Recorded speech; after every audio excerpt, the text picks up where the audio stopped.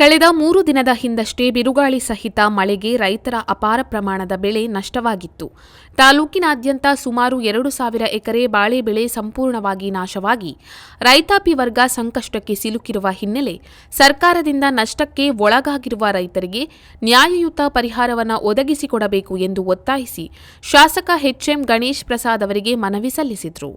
ಪ್ರಕೃತಿ ವಿಕೋಪಕ್ಕೆ ಒಳಗಾಗಿ ರೈತರು ಬೆಳೆದಿದ್ದ ಬಾಳೆ ಬೆಳೆ ಸಂಪೂರ್ಣವಾಗಿ ನೆಲಕಚ್ಚಿತ್ತು. ಲಕ್ಷಾಂತರ ಹಣ ಸಾಲ ಮಾಡಿ ಫಸಲು ಮಾಡಿದ್ದ ರೈತರು ಲಾಭದ ನಿರೀಕ್ಷೆಯಲ್ಲಿದ್ದರು. ಆದರೆ ರೈತರ ಕನಸಿಗೆ ತಣ್ಣೀರೆರಚಿದ ಮಳೆ ಫಸಲನ್ನ ನಾಶಪಡಿಸಿದೆ. ಸರ್ಕಾರದ ವತಿಯಿಂದ ಪ್ರಕೃತಿ ವಿಕೋಪದಡಿ ಎಕರೆಗೆ 6,800 ರೂಪಾಯಿ ನೀಡಲು ಮುಂದಾಗಿರುವುದು ಅವೈಜ್ಞಾನಿಕ ನಡೆಯಾಗಿದೆ. ಆದ್ದರಿಂದ ಸರ್ಕಾರಕ್ಕೆ ರೈತರ ಸಂಕಷ್ಟವನ್ನ ಮನದಟ್ಟು ಮಾಡುವ ಮೂಲಕ ನ್ಯಾಯಯುತ ಪರಿಹಾರ ಒದಗಿಸಿಕೊಡಬೇಕು ಎಂದು ಶಾಸಕ ಎಚ್.ಎಂ. ಗಣೇಶ್ ಪ್ರಸಾದ್ ಅವರಿಗೆ ಮನವಿ ಸಲ್ಲಿಸಿದರು. ಏನು ಹೇಳ್ತಾರೆ ನೋಡ್ಬೇಕಾಗ್ತದೆ. ಈಗಾಗಲೇ ನಮ್ಮದು ಅಷ್ಟೇ ಮುಟ್ರನ್ ಶೆಟ್ರದ್ದು ಇದಿದೆ, ಅದಕ್ಕೆ ಸಹಮತ ಜಾಸ್ತಿ ಕೊಡಿಸ್ಬೇಕು ಅಂತ. ಬಟ್ ಎಷ್ಟು ಕೊಡಿಸ್ತಾರೆ ಅನ್ನೋದು ನಾವು ಸರ್ಕಾರದಲ್ಲಿರೋದ್ರಿಂದ ಸರ್ಕಾರದ ಇದು ನೋಡ್ಕೊಂಡು ಹೇಳ್ತೀವಿ. ಅದೊಂದು ಎಷ್ಟಾಗ್ತದೆ ಮ್ಯಾಕ್ಸಿಮಮ್ ಮಾಡಿಸ್ಕೊಡೋ ಪ್ರಯತ್ನ ಪಡ್ತೀವಿ. ಅದ್ರ ಬಗ್ಗೆ ಏನಿದಿಲ್ಲ. ಎರಡನೇದು ಇದು ಹೇಳಿದಿರಲ್ಲ, ಕೆರೆದು ವಡ್ಗೆರೆ ಕೆರೆದು ಈಗ ಟೆಸ್ಟ್ ಮಾಡಿದ್ದಾರೆ. ಮೊನ್ನೆ 1ನೇ ತಾರೀಕು 2ನೇ ತಾರೀಕು ಟ್ರಯಲ್ ರನ್ ಮಾಡಿದ್ದಾರೆ. ಮೋಟ್ರುಗಳೆಲ್ಲ ಒಂದು ವರ್ಷ ಏನಾಗಿದೆ ಅಂತ.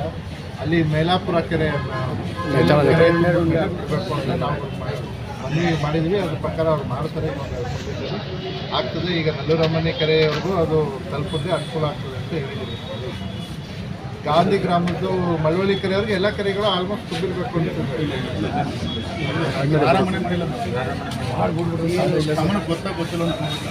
ಆಮೇಲೆ ಇದ್ದಿದೆಯಲ್ಲ ಅದು ಮಲಯನಪುರ ಅಲ್ಲ, ಬೇರೆಂಬಡಿ. ಈಗ ನಮ್ಮ ಮೂಲೆಹೊಳೆದು ಫಾರೆಸ್ಟ್ ಏರಿಯಾ ಇರೋದ್ರಿಂದ ಅದು ಫಾರೆಸ್ಟ್ ಅವ್ರ ಪರ್ಮಿಷನ್ ಕೊಡೋದು ಸ್ವಲ್ಪ ಸಮಸ್ಯೆ. ಯಾಕಂದರೆ ಕಾಡು ಇದು ಇರೋದ್ರಿಂದ, ಕಾಡು ಪ್ರದೇಶ ಇರೋದ್ರಿಂದ ಅದು ಆಗಲೇ ನಮ್ಮ ತಂದೆಯರಿದ್ದಾಗಲೇ ಪ್ರಪೋಸಲ್ ಕೊಟ್ಟಿದ್ದಾರೆ. ಅದಲ್ಲ, ಅದು ಪ್ರಪೋಸಲ್ ಕೊಟ್ಟಿದ್ದು ಫಾರೆಸ್ಟ್ ಏರಿಯಾ ಅಂತ ಹೇಳಿ ಅದು ಪೆಂಡಿಂಗ್ ಇಟ್ಟವ್ರೆ. ನೋಡೋಣ, ಅದಕ್ಕೆ ನಾವು ಬೇರೆ ವ್ಯವಸ್ಥೆ ಮಾಡೋದಕ್ಕೆ ನಮ್ಮ ಗಮನಕ್ಕೆ ತರ್ತೀವಿ. ಅದೇ ಇಲ್ಲ, ಕೇಂದ್ರದಿಂದ ಮಾಡಿದ್ರೆ ಈ ಥರ ಸಮಸ್ಯೆ ಇರುತ್ತೆ. ನೀವು ಕೆರೆ